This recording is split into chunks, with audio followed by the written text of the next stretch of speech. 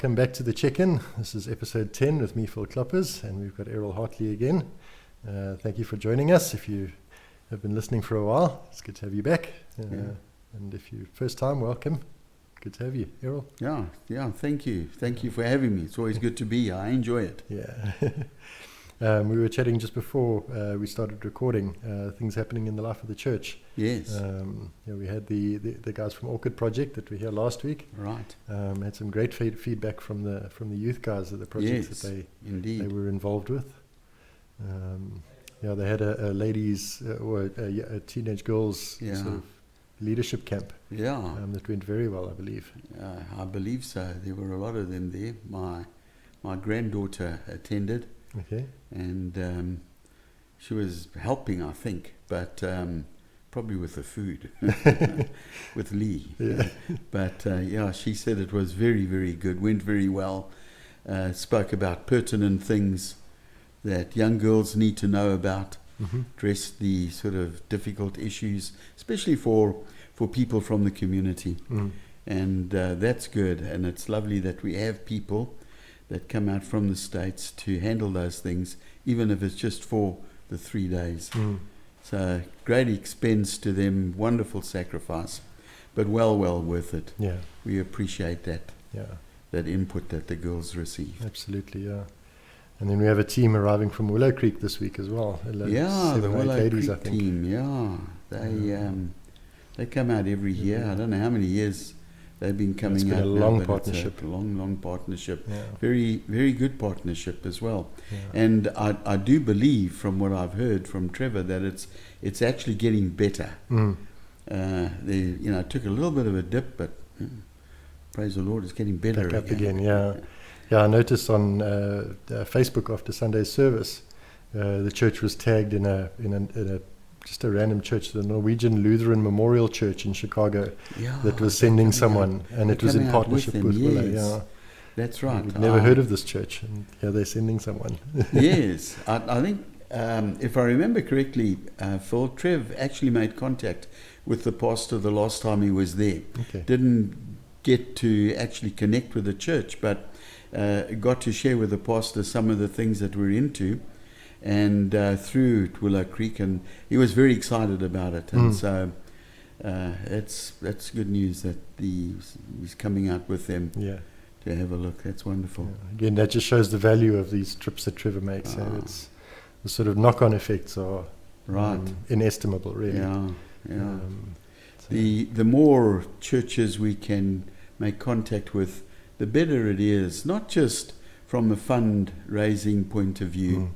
But just from sharing, getting people to get something of a vision of what a local church can do for the community. Yeah. I mean, it's just absolutely incredible what is happening here, and people who come in from the outside are just blown away. Yeah. And that's the wonderful thing about it. You can get there and share the vision. Yeah.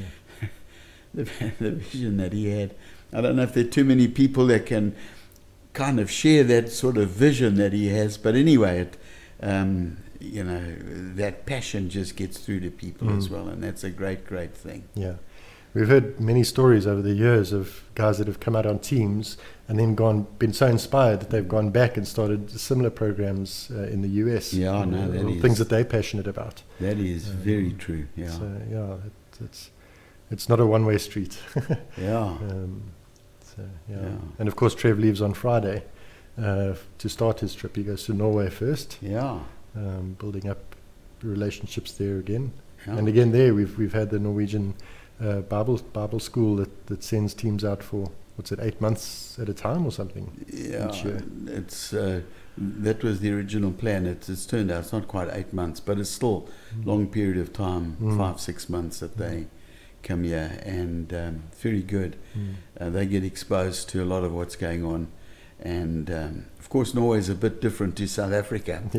So they don't go back to these poverty-stricken urban areas, but they get a vision for helping people that are in trouble and spreading the gospel. And of course they help us here a lot.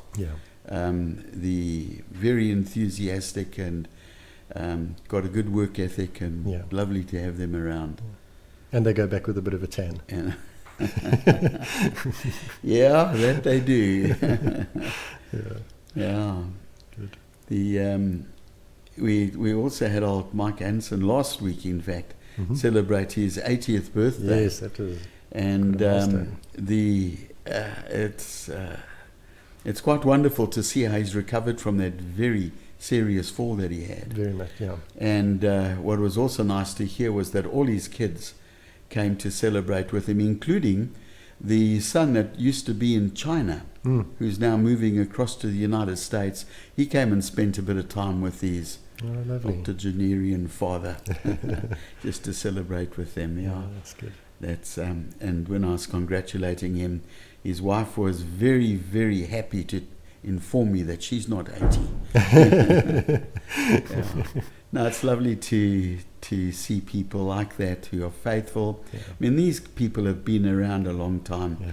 I remember when I first met them, he sat and spoke to me about the days when they used to gather in the church, the old church, just a few of them.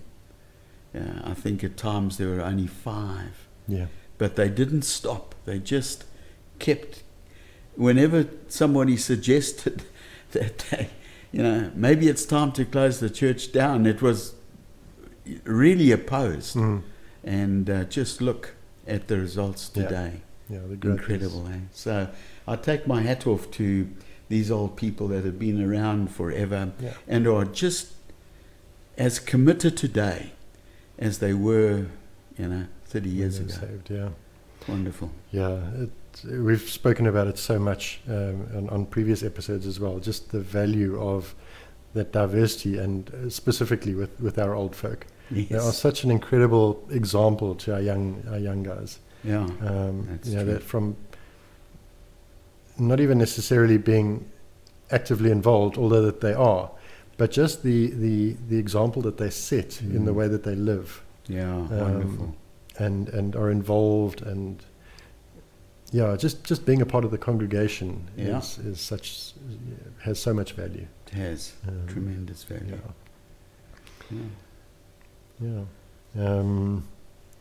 Going back to Sunday's sermon, Trev spoke on Malachi this week. Yeah, 7-pointer. Not 3.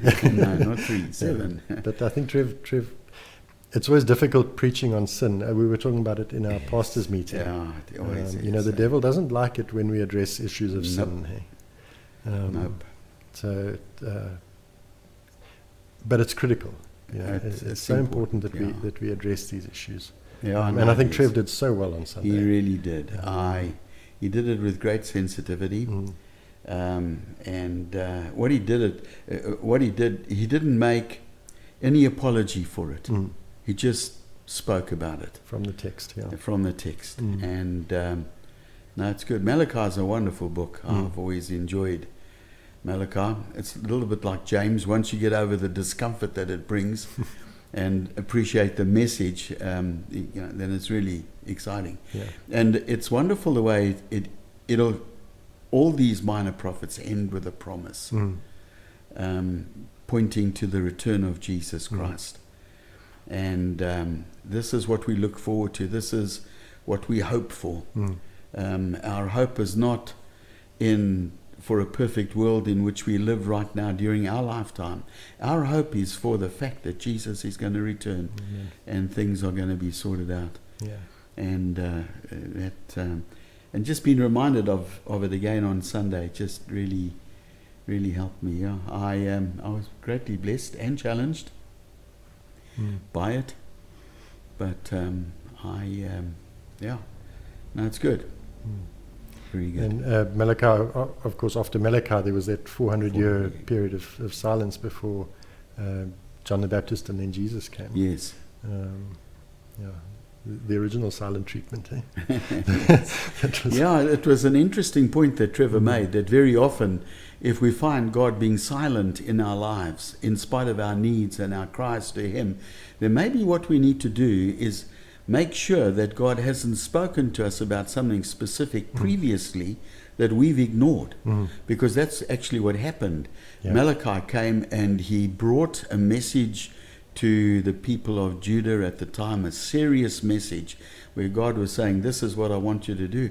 And in fact, right at the end, he warns them that if they don't respond, there's a possibility that the whole earth will be struck with a curse. That's why the Jesus is coming back. The Messiah is going to return, and but he made the point that it was followed by 400 years of silence because God said what he wanted to say, and the people did not respond. It also shows kind of the heart of God, that we do hurt God when we don't listen. Oh yes. Oh yes, you know, the image of God is not just seen in righteousness and holiness and completeness. It's also seen in the full gambit of emotions that we experience. God is emotional. Yeah. Well, we're made in the image of God. We are, and part of that image is that whole thing. And God gets angry. You know, we were dealing with one of the other minor prophets, and it just sort of struck me. It wasn't mentioned in the sermon, but when I was going through it, I was just struck by the fact that the prophet says that God will rejoice over us with singing. God gets so happy with us that he bursts into song, you know. I burst into song from time to time, but it's not necessarily a happy experience for anybody who hears it. But when God bursts into song, it's a happy for God, but it's also very happy for us. But that's the way God is. And I think it's good for us to be reminded of that fact. That same God that'll burst into song and dance around and get so happy about us also gets angry with us and disappointed. God feels pain. His heart aches for us. And so it was good. I enjoyed it. We see that picture often through the Old Testament, you know, with the movements that Israel had through from Egypt, you know, into the Promised Land. That whole journey. There's so many instances of God expressing His emotion. You know, and the full range of emotion, as you say. Right. And in all of this, God just invites us to connect with Him, to speak to Him, because He listens to us. It's just, I forgot about this. I'm sorry, man. Anyway, no, it was good. Sunday was good. Lovely. Well, we privileged to have Sharon Jones join us today. So we'll have a chat with Sharon, and then we'll finish off at the end. They do some wonderful work down there. Incredible, absolutely. I know Aggie volunteers there often. Oh, dearie me. I think she's my living newsletter. I get news every day. Sometimes I don't particularly necessarily want to hear it, but I get it anyway. And I've learned, don't try and keep her quiet, just sit and listen. And she shares about all the people that she's spoken to, the ones that have passed away, and the ones that have got better, and the ones who have committed their lives to the Lord. But Aggie's incredibly fond of Sharon and Debbie and all the other staff that work there, Bev and it's just that. Now they do an amazing work. They really do.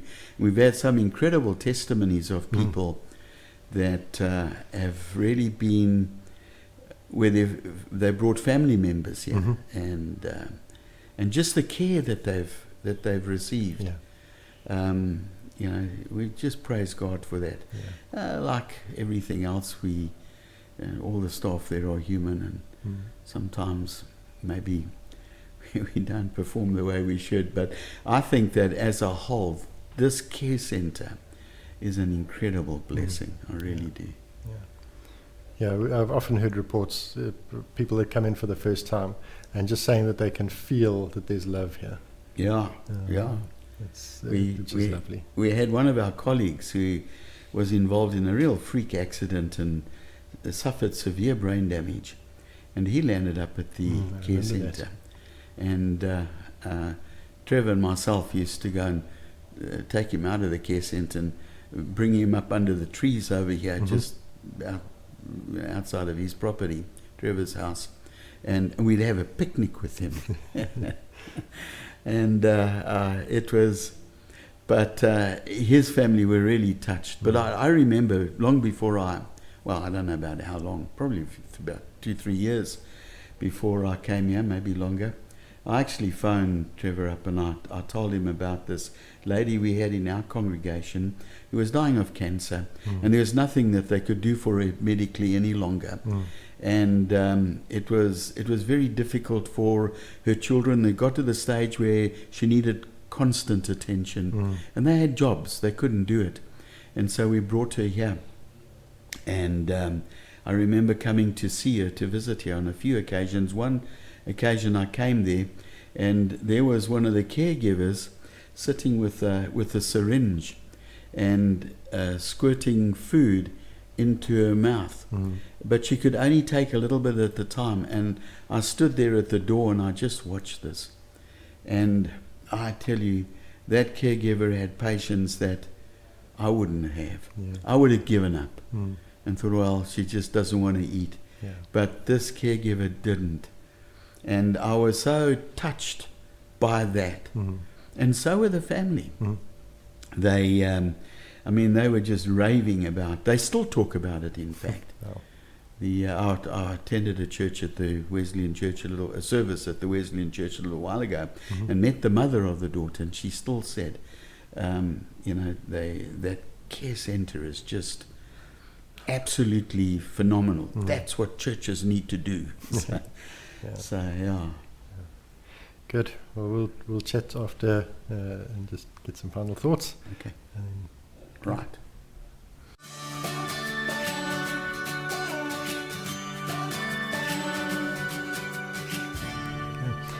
Well, we're joined by Sharon Jones, who's the operational manager at the care centre.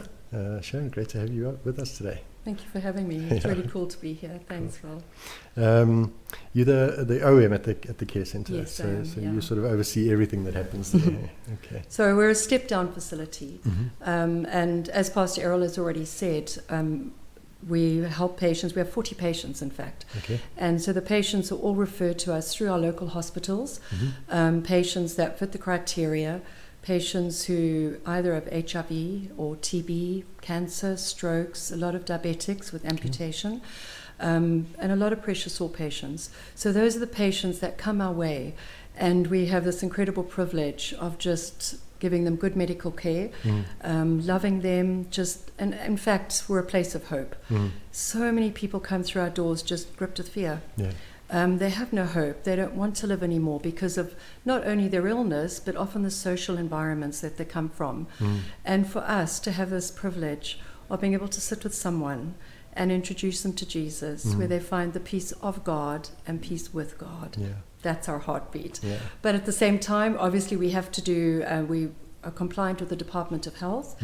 So we are compliant with everything that they want of us, from stats to infection control to finance, everything.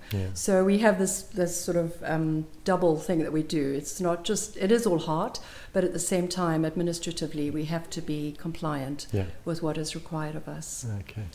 Yeah, we were chatting yesterday. You're saying you've got a big audit coming up as well. We do. The Department of Health. Next Wednesday's one from province. So we have a provincial audit with the monitoring and evaluation, the Deputy Director of Monitoring and Evaluation. So he'll be coming next Wednesday. We're not quite sure which time. So we're ready. We have the stats. Hopefully we've got everything. But Department of Health are great. You know, we're regularly audited by them from various departments, and we built good relationships with them. And I think not only is that a good working relationship, but it's a witness for Jesus. So in terms of being a non-profit organization, when they come and they see that the work is of an excellent standard, and that's really what we do strive for. It's a testimony for Jesus. And the whole thing we do, we must never lose sight of, it's about people. You know, we can do all the other things, but if we lose sight of what our purpose is, that it's about giving dignity to people who have had no dignity perhaps, and at the same time, it's for eternity. You know, if we're just doing all of this, we're just nice people. There's lots of nice people in the world, but everything we need to do needs to be for eternity. Yeah, that's cool. And then of course the various care centre was the birthing of all of Genesis, really. Yeah. So everything else that we see, the youth center and the music academy and Kula, all of that stuff is kind of an extension of the work that you guys did there initially. So. It is the flagship, and I think when it got started, it was meeting the crisis of AIDS, the AIDS pandemic within the Ugu district. And as time went, and that was addressed more by government, other things came about. What happens to the children when we've got the parents in the wards? And so as a result, the young people's projects were started. Then the children's projects began. So I think, and then skills development, because what happens when you leave the care centre? For me, what's really exciting is that probably about 56% of people who are admitted into the care centre get strong enough, well enough, and are discharged. Yeah. We've subsequently learned that the spin-off of what we do is that families, again, are reunited. Yeah. When they go, the parents go back home, they reunite families, strengthen community. Very often they find, very often the family, they become productive members of society. I know I've told the story before, but a little while back, a gentleman came into our reception area. He was really smart. He had a suit on. So we asked how we could help him, and he said, well, don't you remember me? So I said, could you help me? And he said in 2009, he'd been admitted into our male ward to die of AIDS. Sure. And he said because of the care and the love that he received and the education he received at the care centre, he got strong enough, well enough, was discharged. And that day he came to share and thank us to say he was married, he had 2 children, and was a manager of a furniture store in Port Shepstone. Wow. That just made us so excited. And even more than that, what we asked him to do was to go and share his story in the ward. Yeah. You know, it's one thing for me to go and talk about but when you've been in that bed, when you've been there, you know the hopelessness, you know how ill you were, and to be where you are now is way more powerful. Yeah. So it was incredibly powerful and encouraging to us. Yeah. I remember a couple of years back, many years back actually, it was 2002, I think, that we started. Hey? Yeah. Well, we opened 1st of March 2005. 2005, okay. 2002 was kind of the when birthing of the trust idea. Was formed. Yeah, that's right.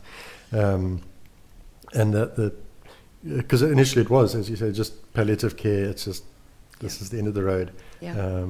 And that point that people started getting better and actually going home, that was amazing. You know, it really was. You know, as well, Phil, I think, you know, when people first arrived at the care centre, one of the things I really believe is very important is that we don't judge anyone. We're so quick to judge people. And for us at the care centre, it didn't matter why they were there. It didn't matter what their illness was. It didn't matter which social group they came from. They were people. They were people that needed to be loved. And I think when there was no judgment, God started to heal their hearts. And in conjunction with that, obviously there was good nutrition, which is important, and simultaneously medication was administered correctly, which then makes it effective. Okay. And I think throughout all these years, one of the key things for me is that we don't judge, not the patient, not staff, not each other, not people who walk through our doors, because dignity and respect is part of what I'm called to do. No, that's phenomenal. Loving people. That's absolutely. It really is about loving with Jesus' love. Good. Have you guys got needs? Can people get involved at the care centre? I know there was the Caring for the Carers program a while back. Is that still running? Yeah. It's not really running. I think because I haven't been able to maintain it. You know, as the job has grown, so the job is big. And so I haven't maintained that, sadly. I would love to get that going again, but to care for volunteers takes time. Yeah. And I just don't have the time to do that necessarily. We do have needs. I mean, obviously financial needs is always a challenge for a hospital. And there are just things in kind. You know, we've got a lot of people that will donate vegetables or food. Okay. That's hugely, we're very grateful for that. Things like diapers and medical supplies. Those are the sort of things that we use on a daily basis and are high cost. Yeah. Okay. And if people want to come and visit, or they can just come and see? We love having visitors. Okay. You know, we love it when people come. I love to spend time with them to share the story, but that would be by appointment, mainly because, you know, we're so busy with our doctors and so forth. But anytime, really anytime, we would love people to come and just see what we do and to be able to be part of what we do, even if they're not physically doing something, but just to pray for us. For me, prayer is the most foundational thing. And for me personally, 2 intercessors passed away that have interceded for the Care Centre for 14 years. They have been such a support to me. They have prayed with us through the spiritual battles. They prayed with us through so many challenges. And they passed away within a week of each other. That was a huge loss for me. So prayer is, for me, prayer is something that is important and I really value. Okay. Yeah. I must say, I love coming down and just thank you. Just seeing you guys there and giving a hug there. Thank you. It does my heart good. Oh, thank you. And don't do it as often as I'd like to. But no, we'd like you to come more often. So and you guys, we were saying before, you do post updates on social media, so you've got Instagram and Facebook. We do. We'll put links for those down. Please down like the us. Bottom as well. We'd love you to read what we do and to just comment anything you'd like to say. We would love to hear that. Cool. Yeah. And then you guys do send out a newsletter as well, I believe. We do. We send out a monthly newsletter. So we do have an initiative. It's called Support a Patient. Okay. And so anyone who feels they want to contribute on a financial level can support a patient. So 1 month we send out a general newsletter, and the alternate month we send out a story of a patient who's given us permission to use their story and very often their picture. So we do that. Every month we send out a letter. Yeah. Okay. Yeah. And how many staff are there actually in the care We have centre? 70 staff. Wow, that's big. Eh? So because obviously we're 24/7. Yeah. And we've got a number of departments, from the administrative side, which is key to keeping the place going, to the medical side, rehab, psychosocial, support service, which involves kitchen, laundry, cleaning, driving, gardens, stock control, bulk buying, etc. So each one of those departments has a manager. And so they're then responsible to make sure those departments work effectively and efficiently. Okay. Yeah. Cool. Sharon, thank you for joining us today. Thank you for having me, and I've really enjoyed it. Thank you. Good. Thank you. Cheers. Yeah.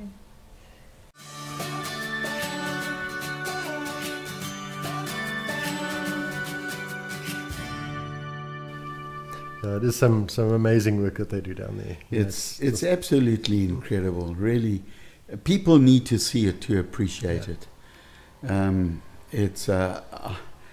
I don't do other people suffering very well, I must admit. And I find it really heart-wrenching to walk through there and see the condition that some of these poor people are in. But the work that is done by the care centre is absolutely amazing. There is an incredible group of people involved down there. Very much so, yeah. They really are amazing. And it always strikes me when I go through just the love and compassion that you see from the staff. Yeah, it's from Sharon right down to all the way down. I mean, Penny is incredible. You know, the Penny Kwatele, the counsellor. Yes, she's a phenomenal woman. Down to but right through from the kitchen staff. You know,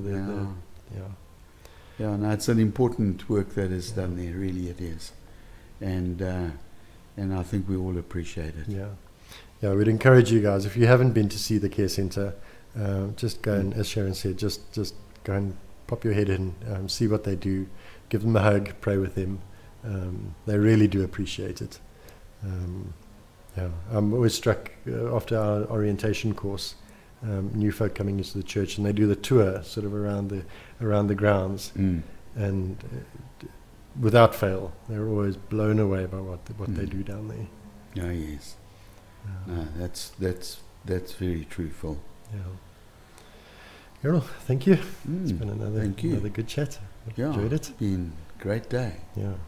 Thank you. For our listeners, as we were saying, if you'd like to find out more about the care centre, just click on the links down the bottom. We'll put links to all their social medias.